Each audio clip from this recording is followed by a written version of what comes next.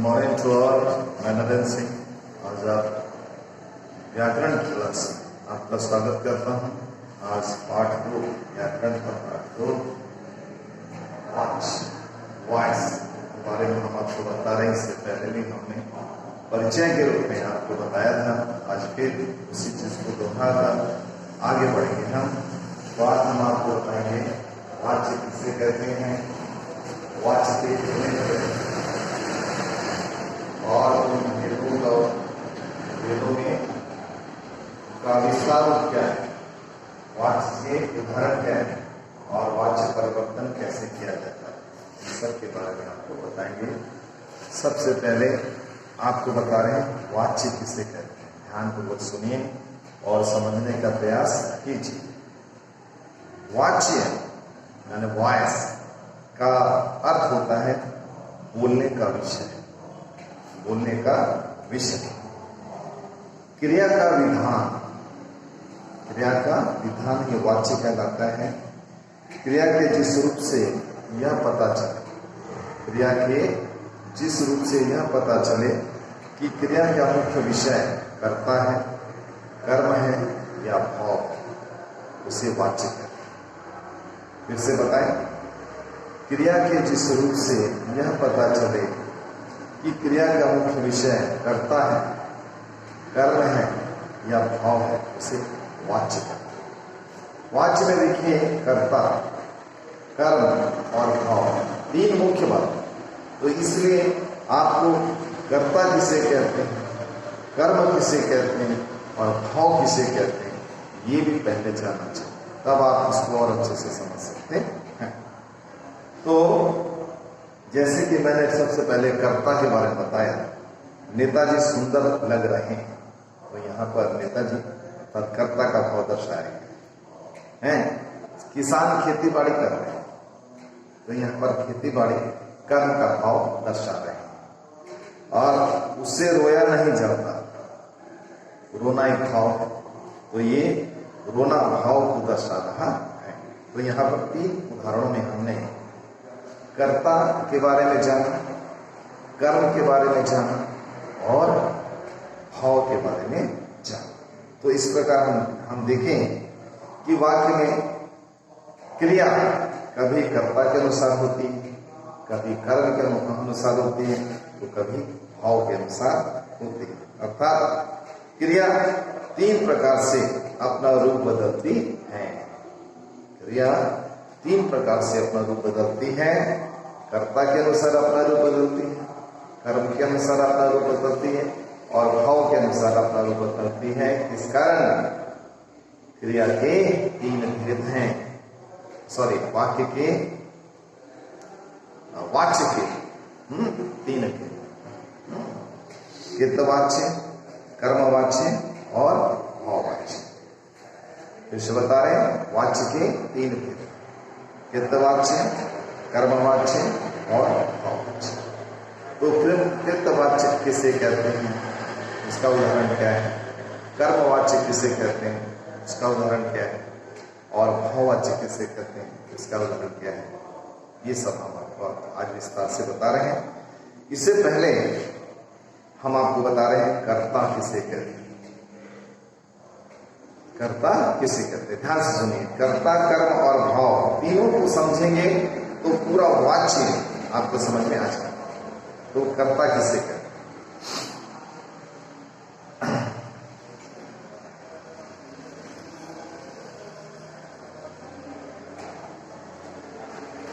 कर्ता किसे कहते हैं। सबसे पहले कर्ता के बारे में बताएं, जिसके द्वारा क्रिया संपादित होती है, जिसके द्वारा क्रिया संपादित होती है, उसे कर्ता कहते हैं। अर्थात क्रिया को करने वाला कर्ता कहलाता है, जिसके द्वारा क्रिया संपादित होती है। जो क्रिया को करता है वह कर्ता कहलाता है। जैसे रमा खेलती है, तो रमा यहाँ करता है, क्योंकि खेलने का काम वो कर रही है। रमा ने खाना बनाया, रमा ने खाना बनाया, तो रमा के द्वारा खाना बनाने का काम हुआ है, इसलिए रमा यहाँ पर करता है। अब दूसरा है कर्म। जिस पर क्रिया का फल पड़ता है उसे कर्म कहते हैं। जिस पर क्रिया का फल पड़ता है उसे कर्म कहते हैं। जैसे माँ ने रोटी बनाई, माँ ने रोटी बनाई, किसने रोटी बनाई? माँ ने बनाई, इसलिए माँ क्या हो जाएगा? कर्ता हो जाएगा। बनाना क्या है? क्रिया बनाना क्रिया है। क्या बनाई? रोटी बनाई, तो रोटी हो जाएगी कर्म। तो यहाँ पर क्रिया का प्रभाव रोटी पर पड़ रहा है, इसलिए कर्म क्या है? रोटी कर्म है। और अंत में है क्रिया। जिस शब्द से कार्य के करने का या होने का बोध होता है उसे क्रिया कहते हैं। जैसे लता पढ़ती है, वह दौड़ता है, यहाँ पर पढ़ती है, दौड़ता है, क्रिया। तो क्रिया के दो भेद, इस आधार पर हम समझें तो क्रिया का दो भेद है, एक सकर्मक क्रिया, दूसरी कर्मक क्रिया। सकर्मक क्रिया जिसमें कर्म की अपेक्षा होती है, जिसमें कर्म होता है, वो है सकर्मक क्रिया। जैसे सारिका पुस्तक पढ़ती, सारिका पुस्तक पढ़ती। कौन पुस्तक? सारिका पुस्तक। तो सारिका यहाँ पर करता है, पढ़ती है, क्रिया है। क्या पढ़ती है? पुस्तक पढ़ती है, तो पुस्तक कर्म। तो कर्म है। सारिका पुस्तक पढ़ती है में पुस्तक क्या है? कर्म है। तो जिस क्रिया में कर्म होता है, कर्म की अपेक्षा होती है, वह सकर्मक क्रिया कहलाती है। उसी प्रकार अकर्मक क्रिया यानी जिसमें कर्म नहीं होता, जिस क्रिया में कर्म नहीं होता उसे अकर्मक क्रिया कहती है। जिसमें कर्म की अपेक्षा नहीं होती उसे अकर्मक क्रिया कहते हैं। जैसे बच्चा सो रहा है, वह हंस रहा है, वह दौड़ रहा है, सुनील पढ़ रहा है। तो हम इस वाक्य में देखते हैं, इन वाक्यों में देखते हैं कि कर्म नहीं है, खाली कर्ता और क्रिया है, इसलिए ये अकर्मक क्रिया का उदाहरण है। अब हम आपको बता रहे हैं वाच्य के तीन कितने रहते हैं? भरतवाच्य, कर्मवाच्य और भाववाच्य। वाच्य तीन प्रकार के, कर्तवाच्य, कर्मवाच्य और भाववाच्य। इस प्रकार वाच्य के तीन भेद हैं। पहला है कृतवाच्य। कृतवाच्य किसे कहते हैं? जब वाक्य में जिस वाक्य में कर्ता की प्रधानता, जिस वाक्य में कर्ता की प्रधानता हो उसे कृतवाच्य कहते हैं। इसमें क्रिया कर्ता के अनुसार रूप बदलती है। कृतवाच्य में क्रिया कर्ता के अनुसार रूप बदलती है। इसमें कर्ता प्रधान होता है, कर्ता ही उद्देश्य होता है। जैसे सचिन आता है, कौन आता है? सचिन आता है, तो आता है क्या हो जाएगा? कृतवाच्य। कविता पढ़ती है, कविता पढ़ती है, पढ़ती यहाँ पर कृतवाच्य। और यहाँ इन दो उदाहरणों में हमने देखा तो लिंग वचन क्रिया पुरुष के आधार पर क्रिया का रूप बदल जाता है। तो इस प्रकार कृतवाच्य में क्रिया कर्ता के लिंग वचन कारक के अनुसार होती है और उसी के अनुसार उसमें परिवर्तन होता है। कृतवाच्य की पहचान कि कहीं पर इसमें विभक्ति, कारक विभक्ति लगी होती है, कहीं नहीं लगी होती है। जैसे महिमा नाच रही, इसमें महिमा नाच रही, इसमें ने विभक्ति नहीं है या कारक की दूसरी कोई विभक्ति नहीं है। परंतु दूसरा वाक्य देखिए, परिधि ने पंकज को पीटा। परिधि ने यहाँ पर कारक की ने विभक्ति का प्रयोग हुआ। परिधि को पीटा है, परिधि ने पंकज को पीटा। तो कृतवाच्य की पहचान है कि इसमें विभक्ति लगी होती है और नहीं भी लगी। कृतवाच्य में क्रिया कर्ता के लिए वचन कारक के अनुसार होती है। अब हम दूसरा बता रहे हैं आपको, कर्मवाच्य। कर्मवाच्य का अर्थ होता है कर्म के अनुसार क्रिया का रूप बदलना। फिर से समझने की कोशिश कीजिए। कर्मवाच्य का अर्थ है कर्म के अनुसार क्रिया का रूप बदलना। इसमें कर्म की प्रधानता होती है। जिस वाक्य में कर्म की प्रधानता हो उसे कर्मवाच्य कहते हैं।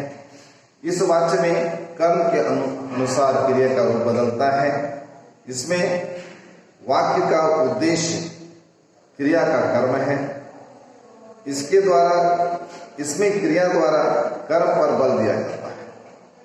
जैसे रोगी को दवा दी गई, रोगी को दवा दी गई, तो दवा जो है वो कर्म है। पतंग उड़ रही है, उड़ रही है, दवा दी गई, सॉरी। हाँ, तो कर्मवाच्य में कर्मवाच्य की पहचान है। कर्मवाच्य में द्वारा के द्वारा भी लगाया जाता है। जैसे संगठन द्वारा जुलूस निकाला गया, जुलूस कर्म है। कर्मचारियों द्वारा हड़ताल है, तो द्वारा, के द्वारा और द्वारा, कर्म में द्वारा और के द्वारा शब्द का प्रयोग किया जाता है। कर्मवाच्य में ध्यान से सुनें, द्वारा और के द्वारा शब्दों का प्रयोग किया जाता है। ये कर्मवाच्य की पहचान है। इसी से पता चलता है कि ये कर्मवाच्य है। जहां पर द्वारा और के द्वारा शब्द का प्रयोग किया जाए वो कर्मवाच्य होता है। अब अंतिम देखिए, भाववाच्य। भाववाच्य किसे कहते हैं? भाववाच्य का उदाहरण क्या है? इसके बाद हम आपको बताएंगे वाच्य परिवर्तन। भाववाच्य, जिस वाक्य में भाव की प्रधानता होती है उसे भाववाच्य कहते हैं और इसमें क्रिया का बल भाव के ऊपर ही होता है। भाववाच्य में सदा हमेशा एक वचन, पुल्लिंग और अन्य पुरुष का प्रयोग किया जाता है। इसकी पहचान है। भाववाचक वाच्य की पहचान क्या है? इसमें हमेशा एक वचन का प्रयोग होता है, पुल्लिंग का प्रयोग होता है और अन्य पुरुष का प्रयोग होता है। मुझसे खेला नहीं जाता, लड़कों से चला नहीं जाता। भाववाच्य में आप देखें से कारक आता है। भाववाच्य की पहचान है, इसमें से कारक आता है। जैसे मुझसे खेला नहीं जाता, लड़कों से पढ़ा नहीं जाता, से का प्रयोग होता है। मुझसे खाया नहीं जाता, से का प्रयोग। मां से पकाया नहीं जाता, इसमें से का प्रयोग। तो इसकी पहचान है इससे। भाववाचक में से का भाव होता है, परंतु कभी कभी इसमें भी द्वारा और के द्वारा का प्रयोग होता है। जैसे सरकार द्वारा बांटा गया, संघ के द्वारा कहा गया। यहाँ क्रिया का रूप एक वचन पुल्लिंग में होता है। भाववाचक में असमर्थता और विवशता प्रकट होती है। ध्यान दीजिए, ये इसकी खास पहचान है। भाववाचक संज्ञा की पहचान क्या है? इसमें असमर्थता और विवशता का भाव प्रकट होता है। तो इस प्रकार ये भाववाच्य का सामान्य पूरे वाच्य का सामान्य परिचय हमने अभी आपको बताया। अब हम आपको बताने जा रहे हैं वाच्य परिवर्तन। वाच्य परिवर्तन में हम आपको बताएंगे कि कृतवाच्य से कर्मवाच्य कैसे बनाया जाता है और उसके क्या नियम। कर्मवाच्य से कृतवाच्य कैसे बनाया जाता है, ये पहला बताया। तो उसको ध्यान दीजिए, उसको समझने का प्रयास करें।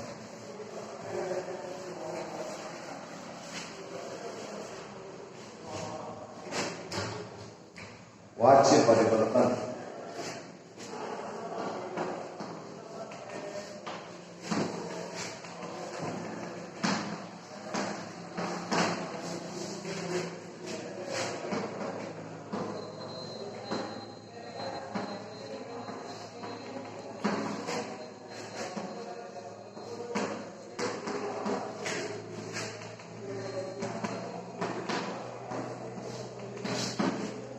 कृतवाच्य से कर्मवाच्य बना।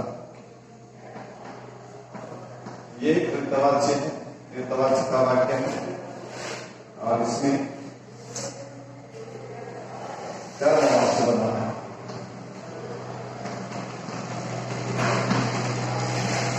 तो कैसे बनाएंगे इसको हम आपको बताएंगे। देखिए, कृतवाच्य से जब कर्मवाच्य बनाया जाता है तो जैसा कि आपको पता है कि कृतवाच्य के मुख्य कर्ता के साथ से या के द्वारा विभक्ति जोड़कर हम उसे कर्म कारक का रूप बना देते हैं। कृतवाच्य की मुख्य क्रिया को सामान्य भूतकाल में परिवर्तित कर दिया जाता है, कर्ता को कर्म बना दिया जाता है। इसमें कर्ता को कर्म बना दिया जाता है। और ध्यान दीजिए थोड़ा सा, कृतवाच्य से जब हम कर्मवाच्य बनाएंगे तो कृतवाच्य की मुख्य क्रिया को सामान्य भूतकाल में बदल दिया जाता है। कर्ता के साथ से के द्वारा या द्वारा जोड़ दिया जाता है। क्रिया के बदले रूप के साथ जाना क्रिया का रूप लगाना पड़ता है। कर्म के साथ यदि विभक्ति का प्रयोग हो तो उस विभक्ति को हटा दिया जाता है। इस प्रकार इसमें 4 नियम हैं।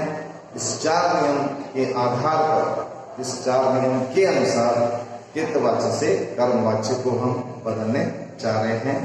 सबसे पहले देखो, कृतवाच्य में लिखा है सुंदर कापियां लाया।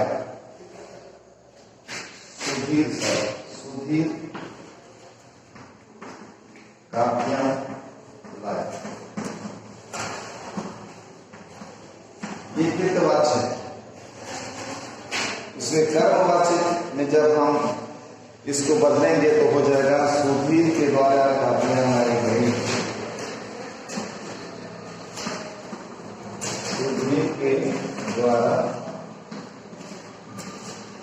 सुधीर के द्वारा कापियां लाई गई।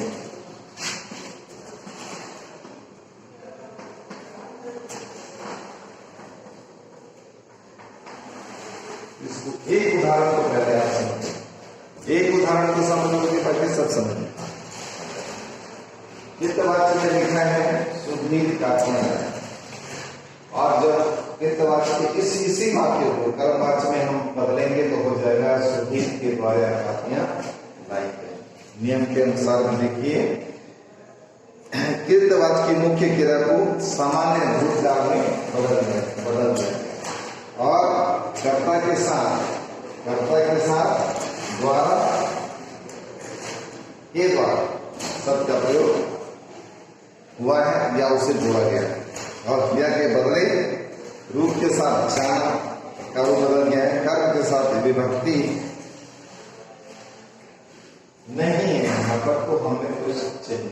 अगर होती है तो विभक्ति हटा।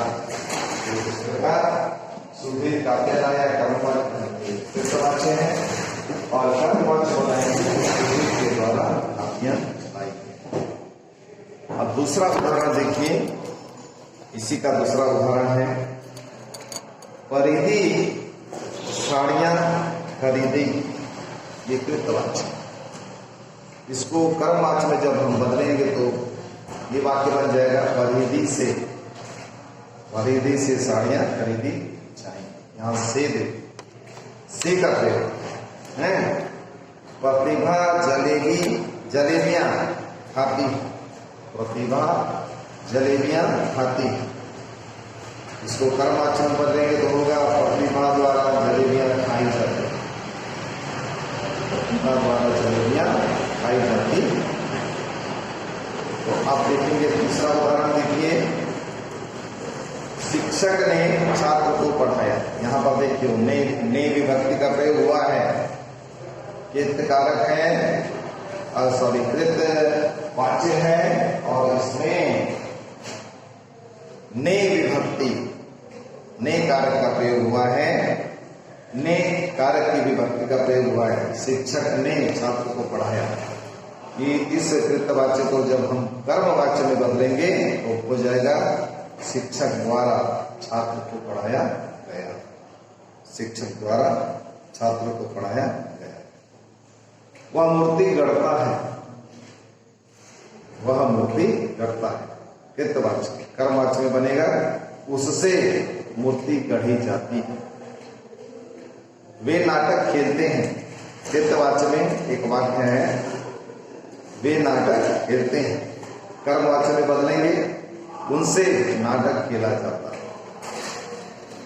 मैंने पत्र लिखा, मैंने पत्र लिखा, ये कृतवाच्य। और इसको जब हम कर्मवाच्य में बदलेंगे तो हो जाएगा मुझसे पत्र लिखा गया, मुझसे पत्र लिखा गया। मैं कविता पढ़ सकता हूं, कृतवाच्य। कर्मवाच्य में हो जाएगा मुझसे कविता पढ़ी जा सकती है। पक्षी आकाश में उड़ेंगे, कृतवाच्य। कर्मवाच्य में होगा पक्षियों द्वारा आकाश में उड़ा जाएंगे। क्या आप जयपुर जाएंगे, कृतवाच्य।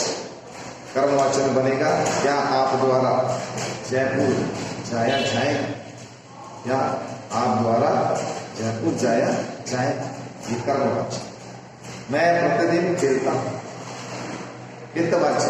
कर्मवाच्य में बनेगा मेरे द्वारा प्रतिदिन खेला जाता है। इस प्रकार कृतवाच्य से कर्मवाच्य बनाया जाता है। अब इन उदाहरणों के अलावा और बहुत से अच्छे अच्छे और सरल सरल उदाहरण दिए हैं, जिनको आप किताब से पढ़कर समझ सकते हैं। फॉरवर्ड प्रेस के द्वारा 10th क्लास के लिए जो पुस्तक, ग्रामर पुस्तक आपको दी गई है, उसको निकालिए और उसमें व्याकरण का दूसरा पाठ वाच्य निकालकर पूरा पढ़िए। जो हम अभी पढ़ाएं उसको आप पूरा लेसन पढ़िए, आपको हर चीज आसानी से समझ में आ जाएगी, क्योंकि सरल भाषा में विस्तार पूर्वक हर बात यहाँ पर कही गई है। तो अब हम बता रहे हैं कर्मवाच्य से कृतवाच्य है। अब हम पहले कर्मवाच्य बताएंगे, कर्मवाच्य से कृतवाच्य कैसे।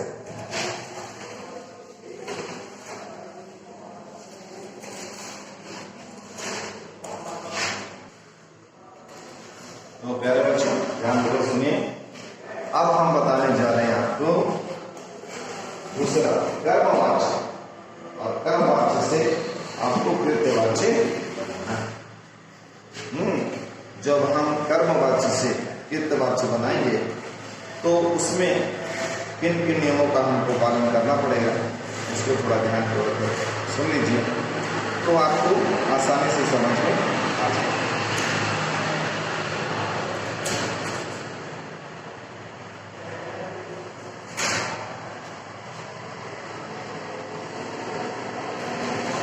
जब हम कृतवाच्य से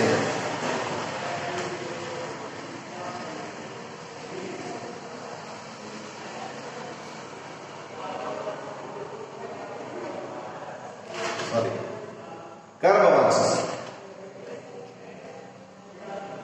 कृतवाच्य, कर्मवाच्य से कृतवाच्य जब हम बनाएंगे तो सबसे पहले कर्ता के साथ जो प्रयुक्त से द्वारा या के द्वारा शब्द को हटा दिया।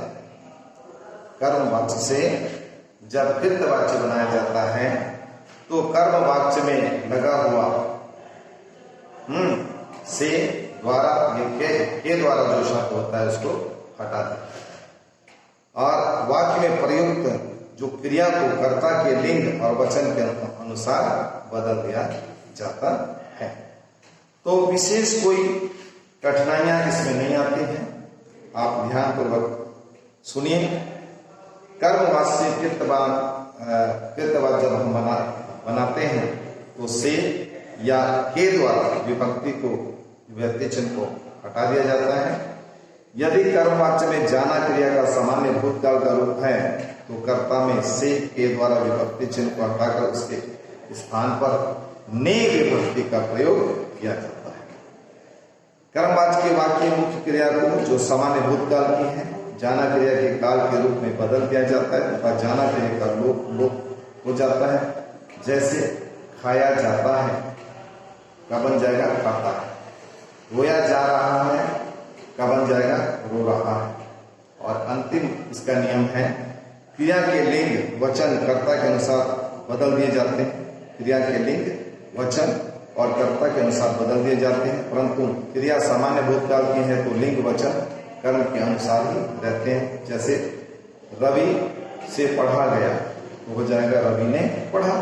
तो इस प्रकार अब हम आपको कर्मवाच्य से कृतवाच्य कैसे बनाते हैं उसको बता। सबसे पहले देखिए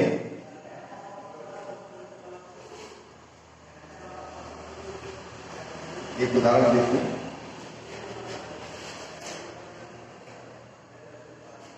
छात्रों के द्वारा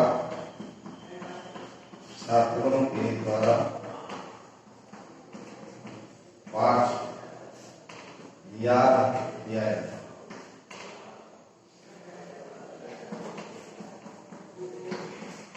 छात्रों के द्वारा पाठ याद किया है, ये कर्मवाच्य, ये द्वारा का प्रयोग हो, ये कर्मवाच्य।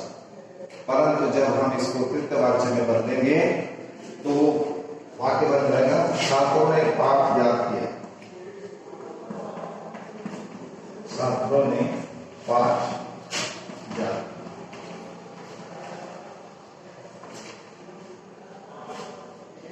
दूसरा उदाहरण देखिए, कामने द्वारा सफाई की गई, ये कर्मवाच्य है।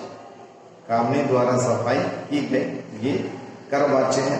इसको जब हम कृतवाच्य में बदलेंगे तो हो जाएगा कामनी ने सफाई की, कामनी ने सफाई की। तीसरा नंबर देखिए, ड्राइवर के द्वारा ब्रेक लगाए गए, ड्राइवर के द्वारा ब्रेक लगाए गए, कृतवाच्य में होगा ड्राइवर ने ब्रेक लगाए। नेताजी द्वारा नए अस्पताल का उद्घाटन किया गया, ये कर्मवाच्य। कृतवाच्य में होगा नेताजी ने नए अस्पताल का उद्घाटन किया। नानी द्वारा बच्चों को कहानी सुनाई गई, नानी द्वारा बच्चों को कहानी सुनाई गई। कृतवाच्य में होगा नानी ने बच्चों को कहानी सुनाई। तो इस प्रकार हम देखते हैं कि थोड़ा रूप परिवर्तन होता है। जब कर्मवाच्य से कृतवाच्य बनाया जाता है तो इसमें कुछ परिवर्तन होते हैं नियम अनुसार, जो नियम हमने अभी आपको बताया। रमेश से खाना खाया गया, रमेश से खाना खाया गया, ये कर्मवाच्य। कृतवाच्य में होगा रमेश ने खाना खाया। कंचन द्वारा पुस्तक पढ़ी गई, कंचन ने पुस्तक पढ़ी, कंचन द्वारा पुस्तक पढ़ी गई, कर्मवाच्य। और कृतवाच्य में होगा कंचन ने पुस्तक पढ़ी। अध्यापिका द्वारा पाठ पढ़ाया जाता है, ये कर्मवाच्य। कृतवाच्य में बदलेंगे इसको, क्या होगा अध्यापिका पाठ पढ़ाती है। इस प्रकार एक और उदाहरण देखिए, कृष्ण के द्वारा कंस को मारा गया, कृष्ण के द्वारा कंस को मारा गया, ये कर्मवाच्य। कृतवाच्य में हो जाएगा कृष्ण ने कंस को मारा, कृष्ण ने कंस को मारा। इस प्रकार इन उदाहरणों के माध्यम से हमने आज आपको इस का भेद बताते हुए, वाच्य का भेद बताते हुए वाच्य परिवर्तन के संबंध में दो बातें बताई हैं। पहला कृतवाच्य से कर्मवाच्य में बदलना बताया, और दूसरी बात हमने आपको कर्मवाच्य से कृतवाच्य में कैसे परिवर्तन किया जाता है और किन नियमों के आधार पर परिवर्तन किया जाता है इसके बारे में बताया। अब नेक्स्ट क्लास में हम आपको इसी वाच्य परिवर्तन का दूसरा पार्ट बताएंगे, जिसे आप ध्यानपूर्वक सुनिए। क्यों कि एक बार यदि आप इस विषय को समझ जाएंगे तो कोई भी सवाल आएगा परिवर्तन का, वाच्य परिवर्तन कोई भी सवाल आ जाए वो इसी नियम के आधार पर आप उसको सही आराम से समझें। जैसे मैथ्स में फार्मूला होता है, फार्मूला समझ जाने के बाद आप प्रश्न कुछ भी आ जाए उसके आधार पर आप उसका सही उत्तर बना लेते हैं। वैसे ही व्याकरण में कुछ नियम है, इस वाक्य में भी कुछ नियम है। उस नियम को समझ लोगे, उन उदाहरणों में जो परिवर्तन हो रहे हैं उनको समझ लोगे, तो आसानी से कोई भी प्रश्न आ जाए तो परीक्षा में उसको आसानी से हल कर लो। तो आज बस इतना ही। नेक्स्ट क्लास में हम आपको वाच्य परिवर्तन का दूसरा भाग बताएंगे। तब तक के लिए इजाजत दो। नमस्कार, ओके, बाय।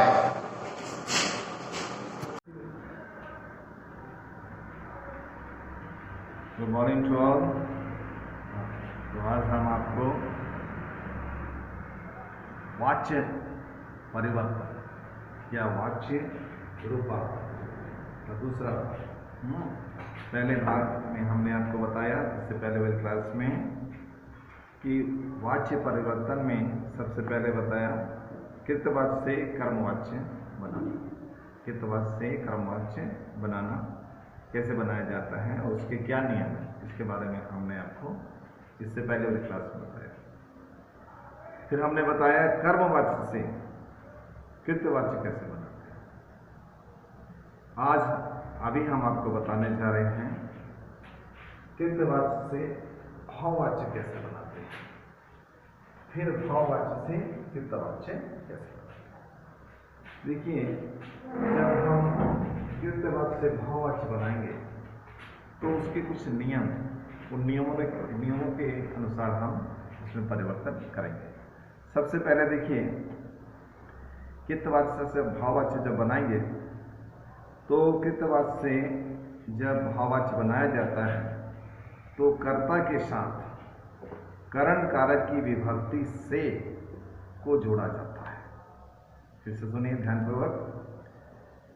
कृतवाच्य से जब भाववाच्य बनाया जाता है तो कर्ता के साथ करण कारक की विभक्ति से को जोड़ा जाता है। भाववाच्य की क्रिया का प्रयोग पुल्लिंग एक वचन अन्य पुरुष में किया जाता है।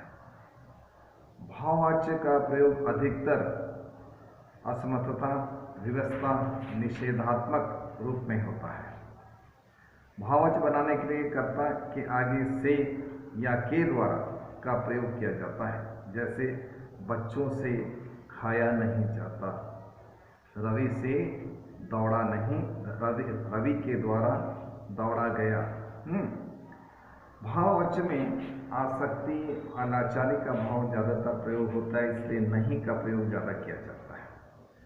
भाववाच्य में केवल अकर्मक क्रिया में ही बनता है। उदाहरण के रूप में देखिए, जैसे कृतवाच्य में है मैं बैठ नहीं सकता, मैं बैठ नहीं सकता, ये कृतवाच्य है। मैं बैठ नहीं सकता।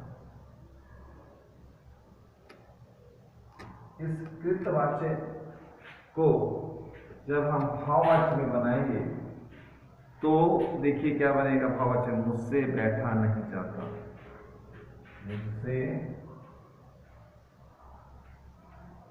बैठा नहीं, से भी लगेगा, नहीं भी लगेगा, क्योंकि इसमें असमर्थता, विवशता और निषेधात्मक रूप बनाया जाता है इसमें। और जब कृतवाच्य से भाववाच्य बनाया जाता है तो करण कारक की विभक्ति से लगती है इसमें, तो ये हो जाएगा मुझसे बैठा नहीं जाता। दूसरा उदाहरण देखिए, आकाश नहीं पड़ता, ये कृतवाच्य है। आकाश नहीं पड़ता, ये कृतवाच्य है। और जब भाववाच्य में इसको बदलेंगे तो बन जाएगा आकाश से पढ़ा नहीं जाता। अब चलें, ये कृतवाच्य है, तो भाववाच्य में बनेंगे अब चला जाए। मैं इस गर्मी में सो नहीं सकता, ये कृतवाच्य है। मैं इस गर्मी में सो नहीं सकता। इसको भाववाच्यों में बदलेंगे तो ये बनेगा मुझसे इस गर्मी में सोया नहीं जा सकता। परिधि पढ़ने नहीं जाएगी, कृतवाच्य। और भाववाच्य में जब हम इसको बदलेंगे तो वो हो जाएगा परिधि से पढ़ने नहीं जाया जाएगा।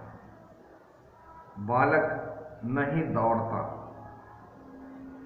बालक नहीं दौड़ता, ये कृतवाच्य है।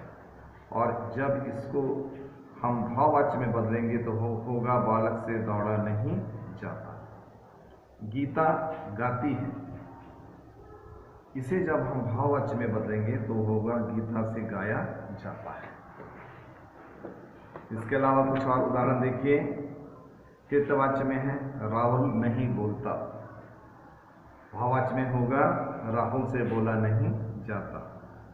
पक्षी आकाश में उड़ता है, कृतवाच्य में।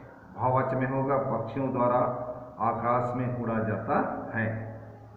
हम रोज नहाते हैं, कृतवाच्य है।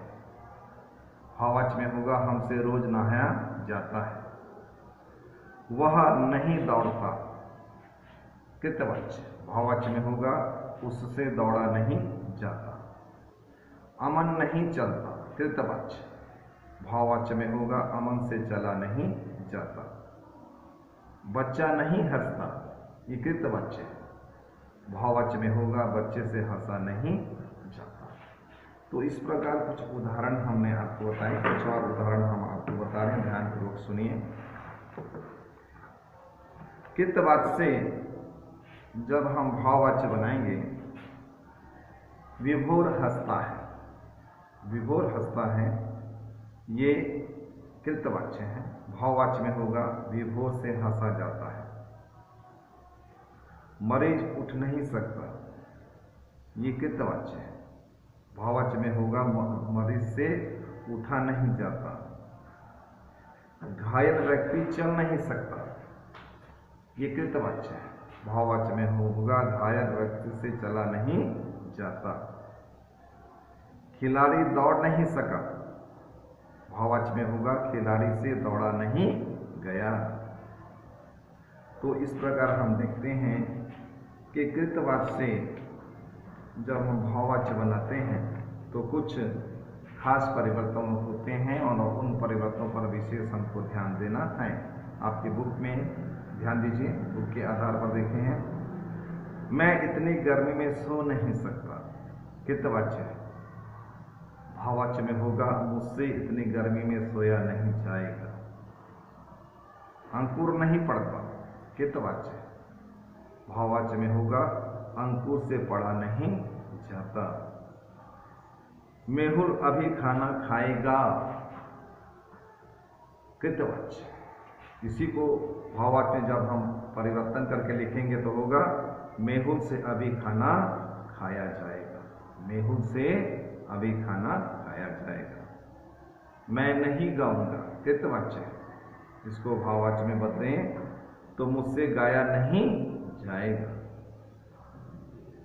राधा इस समय सोएगी, कृतवाच्य। भाववाच्य में होगा राधा के द्वारा इस समय सोया जाएगा। तो ये कृतवाच्य से भाववाच्य के कुछ उदाहरण हैं। कुछ और उदाहरण पर गौर कीजिए, ध्यान दीजिए थोड़ा सा। ये कृतवाच्य से भाववाच्य के उदाहरण।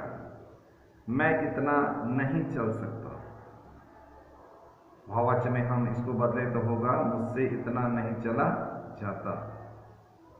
मैं इतना नहीं चल सकता, कृतवाच्य में है। भाववाच्य में होगा मुझसे इतना चला नहीं, मुझसे इतना नहीं चला जाता। दूसरा होगा सारिका खाना नहीं खाती, ये कृतवाच्य है। भाववाच्य में होगा सारिका से खाना नहीं खाया जाता, सारिका से खाना नहीं खाया जाता। तीसरा और अंतिम है, देखो कोयल पेड़ पर गाती है, ये कृतवाच्य है। इसी को जब हम भाववाच्य में बदलेंगे तो होगा कोयल से पेड़ पर गाया जाता है। तो ये है कृतवाच्य से भाववाच्य। अब हम आपको भाववाच्य से कृतवाच्य के बारे में बता रहे हैं। देखिए थोड़ा सा। ये हो जाएगा भाववाच्य। भाववाच्य से कृतवाच्य। भाववाच्य से जब कृतवाच्य बनाया जाएगा तो कैसे परिवर्तन होंगे उस पर ध्यान दीजिए। अब हम बता रहे हैं भाववाच्य से कृतवाच्य। ध्यान दीजिए थोड़ा सा। भाववाच्य से जब कृतवाच्य बनेंगे तो क्या क्या परिवर्तन होगा उसको देखिए। भाववाच्य से कृतवाच्य, सबसे पहले ध्यान दीजिए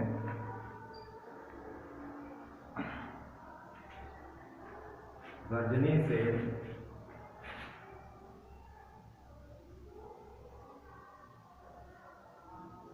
सुबह उठा नहीं जाता, उठा नहीं जाता, ये भाववाच्य है। रजनी से सुबह उठा नहीं जाता,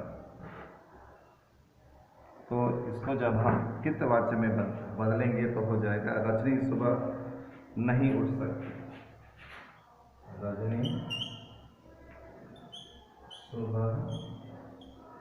रजनी सुबह नहीं उठ सकती।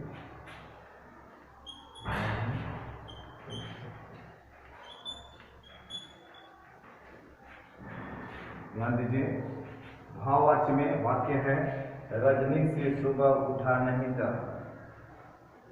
इसको कृतवाच्य में जब हम बदलेंगे तो होगा रजनी सुबह नहीं उठ सकती। दूसरा उदाहरण देखिए,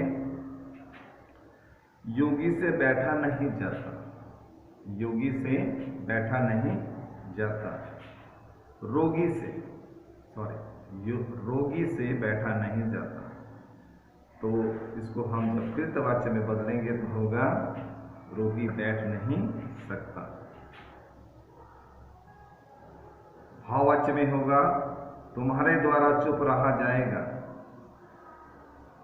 भाववाच्य में है तुम्हारे द्वारा चुप रहा जाएगा। कृतवाच्य में बदलेंगे तुम चुप रहोगे। बच्चे से रोया जाता है, भाववाच्य, बच्चे से रोया जाता है, ये भाववाच्य का। इसी को जब हम कृतवाच्य में बदलेंगे तो होगा बच्चा रोता है। तो इस प्रकार यहाँ पर हमने देखा भाववाच्य से कृतवाच्य किस प्रकार बनाया जाता है। और कुछ उदाहरण देखिए, सुप्रिया से नहीं देखा जाता, सुप्रिया से नहीं देखा जाता, इसको भाववाच्य, ये भाववाच्य है, इसको कृतवाच्य में हम बदलेंगे सुप्रिया नहीं देखती, सुप्रिया नहीं देखती। एक और उदाहरण देखिए, शारदा से नहीं आया जाएगा, ये भाववाच्य है, कृतवाच्य में होगा शारदा नहीं आई। अध्यापिका से अब नहीं पढ़ाया जाता, अध्यापिका से अब नहीं पढ़ाया जाता, ये भाववाच्य है। इसको हम कृतवाच्य में बदलेंगे तो हो जाएगा अध्यापिका अब नहीं पढ़ा रही, अध्यापिका अब नहीं पढ़ा रही। अंतिम में देखिए, कुत्ते से नहीं भौंका गया, कुत्ते से नहीं भौंका गया, इसको कृतवाच्य में बदलेंगे कुत्ता नहीं भौंका। अब तुम्हारी किताब से कुछ उदाहरण देखिए। भाववाच्य से कृतवाच्य बनाया गया है, मोहनी से पढ़ा नहीं जाएगा, मोहनी से पढ़ने जाया नहीं जाएगा। कृतवाच्य में होगा मोहनी पढ़ने नहीं जाएगी। नेहा से दौड़ा नहीं जाता, नेहा से दौड़ा नहीं जाता, कृतवाच्य में होगा नेहा नहीं दौड़ती। अंतिम है, अनुज से बोला नहीं जाता, भाववाच्य में है ये सब, ये वाक्य, इसको हम कृतवाच्य में बोलेंगे अनुज नहीं बोलता। तो इस प्रकार अभी हमने आपको वाक्य परिवर्तन का दूसरा और अंतिम रूप बताया है। तो पूरे वाक्य परिवर्तन में क्या क्या चीज़ हमने आपको बताई है और क्या क्या चीज़ परीक्षा में आती है, उस संबंध में हम आपको कुछ सूचना दे रहे हैं, ध्यान से सुनिए। वाच्य परिवर्तन में सबसे पहले कृतवाच्य से कर्मवाच्य बनाया जाता है। कृतवाच्य के वाक्य हैं उसको कर्मवाच्य में आपको बदलना है, इसलिए इसके लिए कुछ नियम है। नियम 2 या 3 है बस, और ज़्यादा नियम नहीं है। इसी नियम को याद रखना है और इसी नियम के आधार पर आपको उत्तर लिखना है। बस नियम याद रहेंगे तो ऑटोमेटिक आपका सब सही बनेगा। तो सबसे पहले हमने आपको बताया कृतवाच्य से कर्मवाच्य बना, फिर हमने आपको बताया कर्मवाच्य से कृतवाच्य कैसे बनाया जाता है। इसके बाद हमने फिर बताया आपको कृतवाच्य से भाववाच्य कैसे बनाया जाता है। अभी अभी हमने ये बात ये आपको समझाया, कृतवाच्य से भाववाचक कैसे बनाया जाता है। फिर हमने अभी आपको बताया भाववाच्य से कृतवाच्य कैसे बनाया जाता है। तो परीक्षा में इसी प्रकार के सवाल भी आते हैं। कई बार आता है वाक्य दिए हैं कर्मवाच्य में परिवर्तन कीजिए, वाक्य दिए हैं भाववाच्य में परिवर्तन कीजिए, और कुछ उदाहरण और भी देता है, जैसे कृतवाच्य में बदलिए। तो आपको फॉर्मूले सबके याद रखने हैं जो आपकी किताब में सब विस्तार पूर्वक लिखा गया है वाच्य के विषय में। आप उसको ध्यान देकर पढ़िए और समझने का प्रयास कीजिए। विषय इतना कठिन नहीं है, बार बार के अभ्यास से ये चीज़ आपको आराम से बन जाएगी। इसमें परिवर्तन सिर्फ करना है आपको, है नहीं, निर्देशानुसार परिवर्तन कीजिए। भाववाच्य में बदलिए, कर्मवाच्य में बदलिए, कृतवाच्य में बदलिए। बस ये तीनों रूप हैं। वाक्य दिया रहेगा और ब्रैकेट दिया रहेगा, वो ब्रैकेट में लिखा रहेगा किस रूप में आपको बदलना है। वाक्य में जो दिया है उसको कृतवाच्य में बदलिए। जैसा एक उदाहरण देखो, हमारे द्वारा मकानों की सफाई की गई, ये कर्मवाच्य का वाक्य है, ब्रैकेट में दिया है, इसको कृतवाच्य में बदलिए।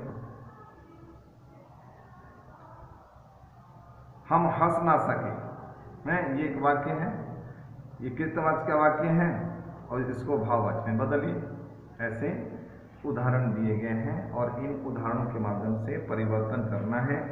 जैसा ब्रैकेट में दिया परिवर्तन वैसा परिवर्तन करना है। ऐसे परिवर्तन कार्य के लिए आपको ज़्यादा से ज़्यादा अभ्यास की दरकार है। तब ये होगा जब आप बार बार अपनी गाइड बुक से या अपनी जो ग्रामर टेक्स्ट बुक से उसको पढ़ेंगे, समझेंगे और उसका अभ्यास करेंगे। लिखित अभ्यास चाहिए। ये लिखित अभ्यास जब आप करेंगे तब आपका ये जो वाच्य परिवर्तन है विषय है वो बहुत आसान हो जाएगा। जैसे मैथ्स विषय के लिए बार बार प्रैक्टिस की दरकार होती है, प्रैक्टिस से ही मैथ्स परफेक्ट होता है। वैसे ही ग्रामर में रूप परिवर्तन, वाक्य रूप परिवर्तन या वाच्य रूप परिवर्तन जो होता है, इसमें बार बार पढ़ने और बार बार अभ्यास करने, लिखित अभ्यास, पढ़ने का भी अभ्यास होना चाहिए और लिखने का भी अभ्यास होना चाहिए। इसके सिवाय कोई दूसरा चारा नहीं। जैसे आपको आपके लिखावट को सुंदर बनाना है तो आप बार बार लिखिए, तब आपकी लिखावट सुंदर बन जाएगी। आपकी मात्राएं गलती होती है, कोई बात नहीं, बार बार उसको लिखिए, देख के लिखिए, बार बार लिखिए, तो वो मात्रा जो त्रुटियां हैं वो सुधर जाएंगी। ये अभ्यास से ही संभव है और कुछ नहीं। वैसे ही वाच्य परिवर्तन में आपको ज़्यादा मेहनत करने की दरकार है, ज़्यादा अभ्यास करने की दरकार है, जैसा पढ़ने और लिखने की दरकार है। इसी आधार पर आप बहुत अच्छे तरीके से इसको बना सकते हैं। तो हमने पूरा लेसन वाच्य पढ़ा दिया है। अब आपको ध्यानपूर्वक पूरा लेसन पढ़ना है और पढ़ने के बाद आपको जो चीज़ हमने सलाह दी है, निवेदन आपसे जो किया है, उसके आधार पर आपको चलना है। अब हम तीसरा लेसन जो नेक्स्ट क्लास में हम आपको बताएंगे, पद परिचय। पद परिचय को पढ़ने से पहले आपको संज्ञा और उसके भेद के बारे में पढ़ना पड़ेगा, तभी ये समझ में आएगा। सर्वनाम, सर्वनाम किसे कहते हैं, सर्वनाम के कितने भेद हैं और उनको क्या कहते हैं, उसके बारे में पढ़ना है। इसके बाद आपको पढ़ना है विशेषण किसे कहते हैं, विशेषण के कितने भेद हैं, उनके बारे में पढ़ना है। इसके बाद आपको पढ़ना है क्रिया किसे कहते हैं, क्रिया के कितने भेद हैं, विस्तार से उसका क्या क्या रूप रंग है, उसको पढ़ना है। और उसके बाद अंतिम में अवयव यानी अविकारी शब्द, जिसमें क्रिया विशेषण, समुच्चय बोधक, संबंध बोधक, विस्मयादि बोधक आदि विषयों के बारे में विस्तार से पढ़ना है।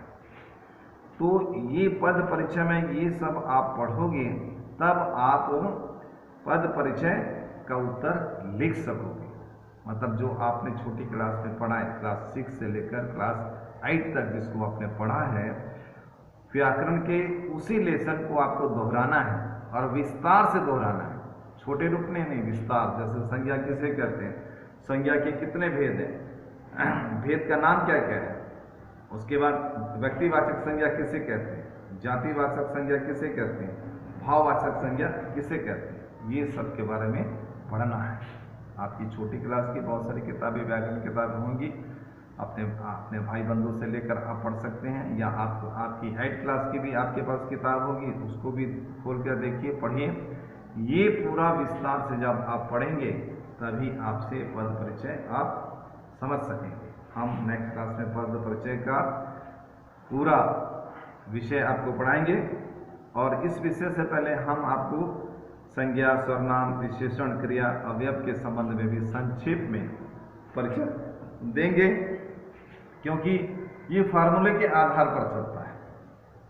और फार्मूला अगर आपको एक बार समझ में आया तो सारे सवाल, पद परिचय के सारे सवाल आप खुद बना लेंगे और 100% सही बनाएंगे, एक भी आपका गलत नहीं। क्यों? फार्मूला आपको याद है। फार्मूला बड़ी चीज है, जैसे मैथ्स बनाना तो टेबल याद होना चाहिए।